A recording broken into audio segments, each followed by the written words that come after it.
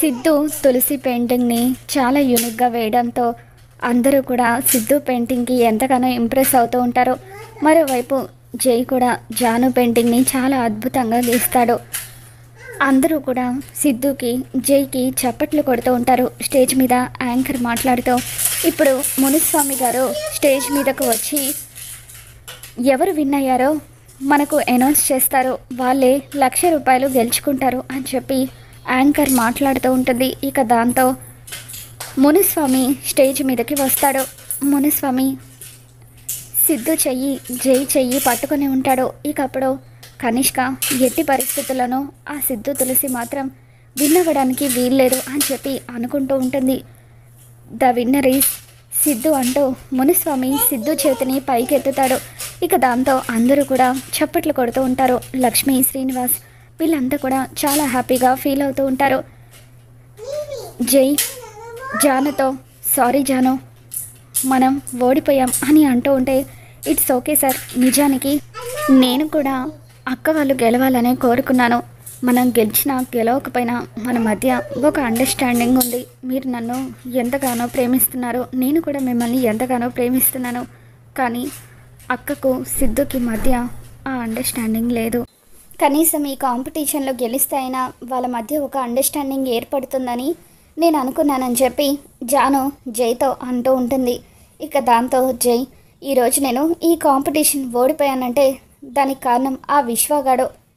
జాను విశ్వగాడి పేరు రాయకపోయి ఉండుంటే అప్పుడు ఖచ్చితంగా నేను ఈ కాంపిటీషన్లో గెలిచుండేవాడిని అని చెప్పి జై విశ్వ మీద చాలా కోపంగా ఉంటాడు. మరోవైపు తులసి, సిద్ధు ఇద్దరూ కూడా బెస్ట్ కపుల్ కాంపిటీషన్ విన్ అవ్వడంతో బెస్ట్ జోడీ అవార్డుని మునుస్వామి చేతుల మీదుగా అందుకుంటారు. ₹1,00,000 చెక్ని కూడా ఆ కాంపిటీషన్ ఆర్గనైజ్ చేసిన వాళ్ళు సిద్ధుకి, తులసికి ఇస్తూ ఉంటారు. తులసి చాలా హ్యాపీగా ఫీల్ అవుతూ ఉంటుంది. ఖుషి కూడా ఆనందంతో చప్పట్లు కొడుతూ ఉంటే కనిష్క కోపంగా అక్కడి నుండి లేచి వెళ్ళిపోతుంది. ఆ తర్వాత సిద్ధు, తులసి ఇద్దరూ కూడా ఇంటికి తిరిగి వస్తారు. గుమ్మం దగ్గరికి వాళ్ళు రాగానే బస్వరాజు కావాలని తనకు ఇష్టం లేనప్పటికీ విశాలాక్షితో, విశాలాక్షి అమ్మాయి అబ్బాయి ఇద్దరు కూడా కాంపిటీషన్ విన్ అయ్యి వచ్చారు, వాళ్ళ మీద ఎంతమంది కళ్ళు పడ్డాయో ఏంటో, వెళ్ళి హారతి తీసుకురావే అని చెప్పి అంటూ ఉంటే అప్పుడు విశాలాక్షి నేను తీసుకురానండి అని చెప్పి అంటూ ఉంటుంది. అలా విశాలాక్షి కోపంగా వెళ్ళిపోవడంతో బస్వరాజు తులసితో, అమ్మ తులసి నువ్వు మీ అత్తయ్య మాటలేమీ పట్టించుకోకమ్మా, మీకు నేను హారతిప్పిస్తాను అని చెప్పి పని మనిషి శాంతను పిలిచి వాళ్ళిద్దరికీ కూడా హారతిప్పిస్తాడు. సిద్ధుకి, తులసికి దిష్టి తీసి బస్వరాజు లోపలికి ఆహ్వానించడంతో కనిష్క షాకింగ్గా చూస్తూ ఉంటుంది. అసలు ఏం జరుగుతుంది? వీళ్ళు బెస్ట్ కపుల్ విన్ అయ్యి వచ్చినందుకు మావయ్య తన మనసు కరిగిపోయి ఆ తులసిని కోడలుగా యాక్సెప్ట్ కానీ చేశాడో ఏంటి అని చెప్పి కంగారు పడిపోతూ ఉంటుంది. వెళ్ళి ఫ్రెష్ అవ్వండమ్మా అని చెప్పి బస్వరాజు తులసిని, సిద్ధుని తమ గదిలోకి పంపిస్తాడు. ఆ తర్వాత కనిష్క బస్వరాజు దగ్గరికి వచ్చి మామయ్య అసలు ఏం చేస్తున్నారు మీరు? వాళ్ళిద్దరూ బెస్ట్ జోడీ అవార్డుని విన్ అయ్యారని చెప్పి మీరు మనసు మార్చుకొని తులసిని కోడలుగా అంగీకరించారా ఏంటి అని అంటూ ఉంటే లేదమ్మా, ఆ తులసిని ఎప్పటికీ నేను కోడలుగా అంగీకరించను, ఇదంతా కూడా నటనని చెప్పాను కదా, ఇప్పుడు కూడా నేను నటిస్తున్నాను. ఎందుకంటే ఆ తులసి కుటుంబాన్ని ఇక్కడికి రప్పించాలి, వాళ్ళతో తీయగా మాట్లాడినట్టుగా నటించి హరీష్కి, కీర్తికి విడాకులు ఇప్పించేస్తే అప్పుడు కీర్తికి నేను మరొక పెళ్లి చేయొచ్చు అని బస్వరాజు అంటూ ఉంటాడు. దాంతో కనిష్క ఎంతగానో ఆనందపడిపోతూ ఉంటుంది. రేపు ఆ తులసి కుటుంబం ఇక్కడికి వచ్చిన తర్వాత కీర్తి కూడా విడాకులకు ఒప్పుకునేలాగా నేను తనతో మాట్లాడతాను అని చెప్పి కనిష్క అంటూ ఉంటుంది. తులసి, సిద్ధు ఇద్దరు కూడా గదిలోకి వస్తారు. అప్పుడు తను గెలుచుకున్న ₹1,00,000 చూసుకొని తులసి ఎంతగానో ఆనందపడిపోతూ ఉంటుంది. తనంతట తానే స్వయంగా సిద్ధు దగ్గరికి వచ్చి చాలా థ్యాంక్స్ అని చెప్పి అంటూ ఉంటే సిద్ధు చాలా ఆనందపడిపోతూ ఉంటాడు. ఖుషి, ఈరోజు నాకు చాలా ఆనందంగా ఉందిరా, నేను భోజనం కూడా చెయ్యక్కర్లేదు, ఎప్పుడు నా మీద చిరుబురులాడుతూ ఉండే మీ అమ్మ మొట్టమొదటిసారి తనంతట తానే నాకు థ్యాంక్స్ చెప్పింది అని సిద్ధు అంటాడు. నేను మిమ్మల్ని ఇంకొక మాట కూడా అడగాలి.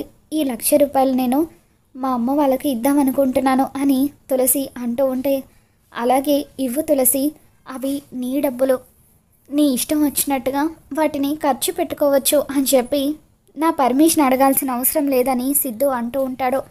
అలా అనడం మీ సంస్కారం, కానీ చెప్పడం నా బాధ్యత. ఎందుకంటే మనం ఇద్దరం ఈక్వల్గా కష్టపడి ఈ అమౌంట్ని సంపాదించుకున్నాము. ఇందులో 50% మీకు కూడా వాటా ఉంటుంది కదా అని చెప్పి తులసి అంటూ ఉంటే, అప్పుడు సిద్ధు, నువ్వు నేను అంటూ వేరు చేసి మాట్లాడకు తులసి. నువ్వలా అనుకున్నప్పటికీ నేను మాత్రం మనమిద్దరం ఒకటే అని ఫీల్ అవుతున్నాను అని చెప్పి సిద్ధు నేను ఫ్రెష్ అయ్యి వస్తానని చెప్పి లోపలికి వెళ్ళిపోతాడు. ఇక సిద్ధు మాటలకు తులసి చాలా ఆనందపడిపోతూ, ఇన్ని రోజులు నేనే అనవసరంగా తనని అపార్థం చేసుకున్నానా అని చెప్పి ఆలోచిస్తూ ఉంటే, చూసావు కదమ్మా మా ఫ్రెండ్ ఎంత మంచివాడో, గెలుచుకునే అమౌంట్ అంతా కూడా నిన్నే తీసుకోమని చెప్తున్నాడు. నువ్వే ఇన్ని రోజులు మా ఫ్రెండుని చాలా అపార్థం చేసుకున్నావు అని చెప్పి ఖుషి అంటూ ఉంటే, అవును ఖుషి, తనని నేను అపార్థం చేసుకున్నాను.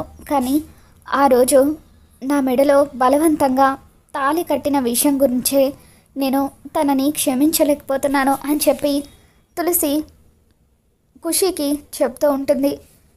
మరోవైపు బస్వరాజు తులసి దగ్గరికి వస్తాడు. అమ్మ తులసి, నీతో మాట్లాడాలి అని అంటూ ఉంటే, చెప్పండి మామయ్య గారని తులసి అంటుంది. హరీష్ కీర్తి వాళ్ళ సమస్య గురించి త్వరగా మనం పరిష్కరించాలి. ఒకసారి నేను మీ అమ్మ నాన్నలతో మాట్లాడదామని అనుకుంటున్నాను. రేపు వాళ్ళని ఇక్కడికి పిలిపించు అని అంటూ ఉంటే, అలాగే మామయ్య గారు, తప్పకుండా పిలిపిస్తాను అని చెప్పి తులసి లక్ష్మి శ్రీనివాస్ వాళ్ళకు ఫోన్ చేస్తుంది. అమ్మ, హరీష్ అన్నయ్య కీర్తి వదిన్ని కలపడానికి మామయ్య గారు మీతో మాట్లాడాలని అనుకుంటున్నారు. ఒకసారి మీరు ఇంటికి రండని తులసి అనడంతో, అలాగే అమ్మ, తప్పకుండా రేపే వస్తామని చెప్పి లక్ష్మి శ్రీనివాస్ ఇద్దరు కూడా అంటూ ఉంటారు. ఇక ఆ తర్వాత రోజు ఉదయాన్నే లక్ష్మి కుటుంబం అంతా కూడా బయలుదేరి బసవరాజు ఇంటికి వస్తారు. బావగారు చెల్లెమ్మ వచ్చారు, కాఫీ తీసుకురండి అని చెప్పి పని వాళ్లకు బసవరాజు చెబుతాడు. ఇక దాంతో లక్ష్మి శ్రీనివాస్ ఇద్దరు కూడా కాఫీ తాగుతూ ఉంటారు. ఇంతలో బసవరాజు లాయర్కి ఫోన్ చేసి రమ్మని చెప్పడంతో లాయర్ ఇంటికి రావడం చూసి అందరూ కూడా షాక్ అవుతూ ఉంటారు. లాయర్ గారు, మీరు డాక్యుమెంట్లో ఉన్నది చదవండి, ఇతనే హరీష్ అంటే అని చెప్పి హరీష్ వైపు బసవరాజు చూపిస్తూ ఉంటాడు. ఇక దాంతో లాయర్ని ఎందుకు పిలిపించారు మామయ్య గారు అని చెప్పి తులసి అంటూ ఉంటుంది. ఇక దాంతో బసవరాజు కీర్తికి హరీష్కి విడాకులు ఇప్పించడానికి అని అంటూ ఉంటే, వీళ్ళ సమస్య పరిష్కరించడానికి అమ్మ వాళ్ళను పిలిపించమని చెప్పారు కదా మామయ్య గారు అని తులసి అంటుంది. ఇప్పుడు నేను చేస్తుంది కూడా అదే కదమ్మా, వీళ్ళ సమస్యను పరిష్కరిస్తున్నాను కదా. నా కూతురు తెలుసో తెలియకో వీడి మాయలో పడిపోయింది. మా అంగీకారం లేకుండా వీడిని పెళ్లి చేసుకుంది. కానీ ఇప్పుడు వీడి నిజస్వరూపం తెలిసిన తర్వాత తను పుట్టింట్లోనే శాశ్వతంగా ఉండిపోవాలని నిర్ణయించుకుంది. విడాకులు కూడా తీసుకుంటానని చెప్పింది. అందుకే నేను వాళ్ళిద్దరి బంధాన్ని శాశ్వతంగా తెంచేయడం కోసం లాయర్ని పిలిపించాను అని బసవరాజు అంటూ ఉంటాడు. మరోవైపు కీర్తి తన గదిలో కూర్చొని ఉంటుంది.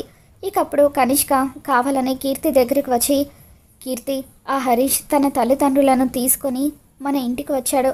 ఇక జీవితంలో నీ ముఖం చూడనని విడాకులు కావాలని చెప్పడానికి ఇక్కడికి వచ్చాడు అని అంటూ ఉంటే, అప్పుడు కీర్తి కనిష్కతో, నేను హరీష్ అలా అన్నాడంటే అసలు నమ్మలేకపోతున్నాను.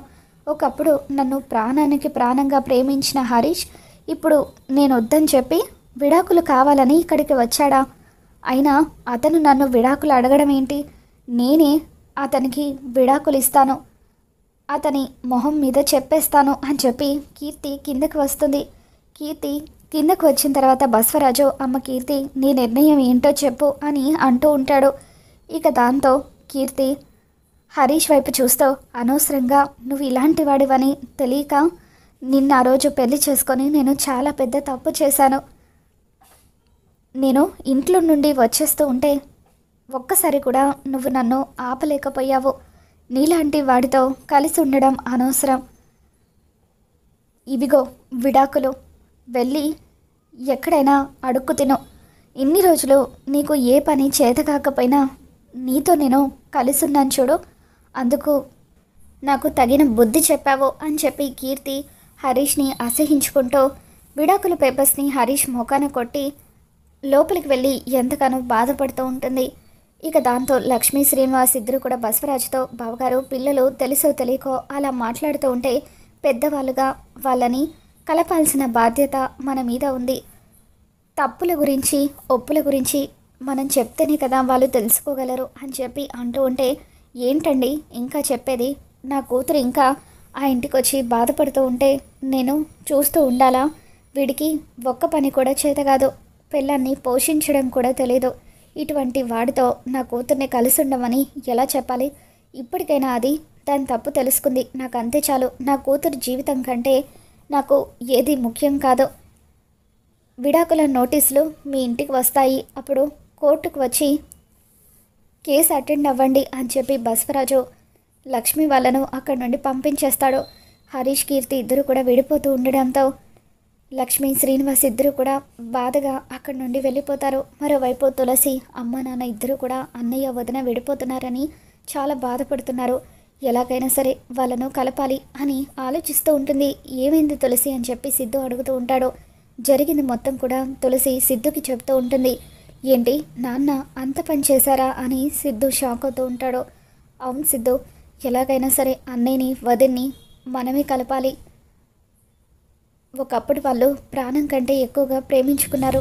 ఆ ప్రేమను మళ్ళీ వాళ్ళకు గుర్తు చేస్తే తప్పకుండా వాళ్ళు మళ్ళీ ఒకటవుతారు అని చెప్పి తులసి సిద్ధుకి చెప్తూ ఉంటే అప్పుడు సిద్ధు అలాగే తులసి, నేను నీకు ప్రామిస్ చేస్తున్నాను, ఖచ్చితంగా హరీష్ని కీర్తిని ఒకటి చేసే బాధ్యత నాది. మనం ఇద్దరం కలిసి వాళ్ళిద్దరిని ఒకటి చేద్దామని చెప్పి సిద్ధు తులసికి చెప్తూ ఉంటాడు. మరి హరీష్ని కీర్తిని కలిపే ప్రయత్నంలో సిద్ధు తులసి ఇద్దరు మరింత దగ్గర అవుతారా? ఏం జరగబోతుందో మళ్ళీ మన ఛానల్ తెలుసుకుందాం. ఈ వీడియో మీకు నచ్చినట్లయితే తప్పకుండా లైక్ చేయండి.